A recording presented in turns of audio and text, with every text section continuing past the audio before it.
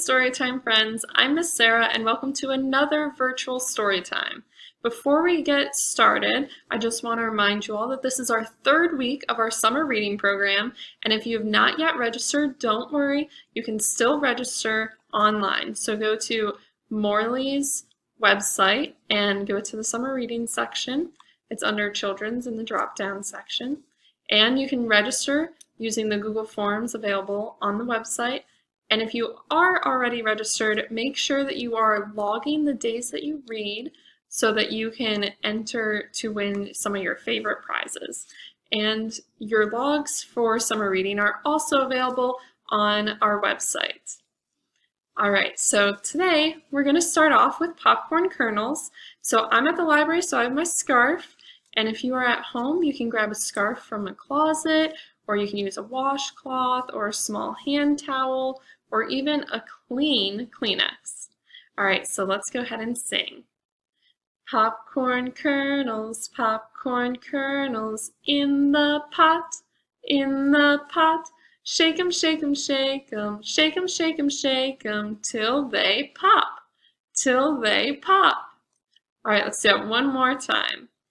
Popcorn kernels, in the pot, in the pot. Shake 'em, shake 'em, shake 'em, shake 'em, shake 'em, shake 'em, till they pop, till they pop. All right, good job, my Storytime friends. Now let's get to our story for today.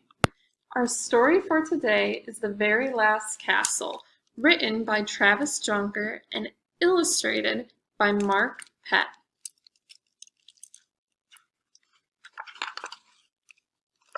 In the middle of a small town stood something you might not expect. A castle.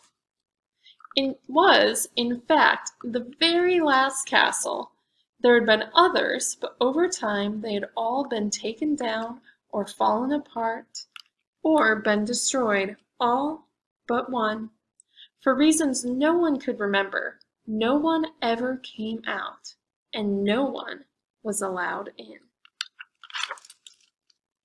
Up in the tower, the guard watched the townspeople silently pass by. Then there was Ib. Every day she walked past the castle, all alone. Every day she stopped. She looked up. She saw the lone guard standing stone still. Plunk! Here she is throwing rocks into the moat around the castle. Since no one had been inside the castle, the townspeople had ideas about who or what was in there. Snap, snap, snap. Monsters, said Miss Wicks. Thud, thud, thud. Giants, said Alex. Here are the giants sticking out of the castle. And here's our castle. Do you think that there are monsters or giants inside? I guess we'll find out. Hiss, hiss, hiss. Snakes, said Ib's grandfather. Oh, look at the snakes. Do you think there are snakes in the castle? Maybe it's something terrible, Ib thought one day. But maybe it's something else. Plunk. Here she is throwing rocks again. The next morning, Ib walked past the castle. She stopped and looked up at the tower. No guard. Ib had an idea. She floated across the moat. So the moat is the water that surrounds the castle. You can see the water here. Walked up to the door and, with all the strength she had, knock, knock, knocked. Hiss! Uh-oh, look at Ib. She looks a little afraid. I think I would run away too if I heard hiss come out, castle. Ib didn't stop running until she was sitting in her desk at school, scared and out of breath. Maybe Grandpa was right. She didn't tell anyone what had happened.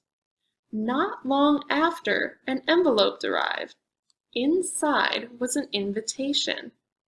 Your presence is requested at the front gate of the castle on Sunday at noon. Do you think she's gonna go? I think I'd be a little afraid to go. Let's see what Ib does. Everyone told Ib to stay away. Monsters, said Miss Wicks. Giants, said Alex. Snakes, said her grandfather. Maybe it's something terrible, Ib thought. Could it be something else? On Sunday, Ib stood all alone outside the front gate. With a loud thunk, the drawbridge began to lower. She trembled. She looked up at the tower. Empty. She took a deep breath. Slowly, Ib did something none of the townspeople had ever done. She walked inside. What do you think she's gonna find? Let's see. It turned out Miss Wicks and Alex had been right. There were monsters and there were giants, but no snakes. So what were the monsters and the giants? It looks like they're just bushes that someone cut into the shape of animals and monsters. Welcome, came a voice, a kind voice. It was the guard. He removed his helmet. He was much older than Ib had expected. I'm the last one left. May I show you around? For the rest of the day, Ib and the guard, his name was William, visited every corner of the castle. Before long, they were pruning near the great hall. Snap, snap, snap. So the snapping was really just someone pruning the bushes. And harvesting by the palace. Thud, thud, thud. So were the thuds giants? No, the thuds were the apples hitting the ground. They ended up where they had started. Why now? Asked Ib. All the other castles are gone, answered William. Someday I will be too. I want someone brave to take my place, someone curious. Will you help me? Ib thought about William, all on his own. She thought about her family and friends outside the castle. She thought, and then she knew. Yes, Ib replied, but I have a request. In the middle of a small town stood the very last castle. Sometimes someone came out, and everyone was welcome in. Hiss. So what was the hissing noise? It was just a hose. So now everyone's welcome inside the castle, and it turns out it wasn't as scary as we thought. All right, let's get to our flannel board for today. Our flannel board for today is called 5 Little Sandcastles. So here's a close-up look at our sandcastle. All right, 5 pretty sandcastles standing on the shore. The tide came in, whoosh, and then there were 4. 4 pretty sandcastles standing by the sea. The tide came in, whoosh, and then there were 3. 3 pretty sandcastles standing by the ocean blue. The tide came in, whoosh, and then there were 2. 2 pretty sandcastles standing in the sun. The tide came in, whoosh, and then there was 1. 1 pretty sandcastle just out of reach. The tide came in, whoosh, but it stayed on the beach. So we have how many sandcastles left? 1. All right, that's it for our flannel board for today. So now let's sing some songs. First, we're going to start off with an action rhyme called Fierce is the Dragon. Fierce is the dragon, brave is the knight, pretty is the princess, Tiny is the sprite. Tall is the giant. Quiet is the queen. Silly is the jester. Happy is the king. All right, and now we're going to sing Come to the Castle, and it's to the tune of Down by the Station. So hopefully you recognize it and can sing along.